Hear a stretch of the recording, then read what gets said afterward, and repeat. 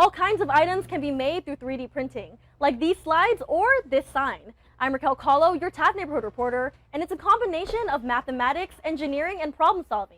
And it's enabling students here at Taft College to expand their creativity. I got my first job and I realized, hey, these desktop 3D printers are starting to get affordable. And I bought one.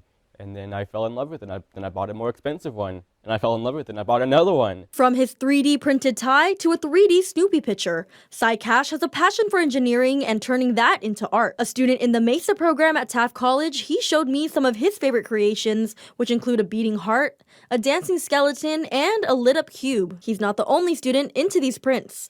Nathan Benson helped me make my slides from a 1-inch model to a real-life size 6. So I had to figure out how long we wanted it, how tall we wanted it, and I had to figure out the percentage I would need to change each thing to get it to the correct size. While I was there, Nathan helped me design my vase, which is currently being 3D printed, and the filament used will make it glow in the dark. Not only did their talents amaze me, but also their professors. Everything they touch is gold, literally black and gold. It is absolutely amazing. So these two particular students, they're all already involved in after-school programs where they're teaching elementary school students, middle school students, junior high students, the wonders and pleasures of a STEM-focused major. The college will have a 3D printed art exhibit showcasing all the 3D printed artwork in the Technical Arts Building February 28th, 1 to 4 p.m.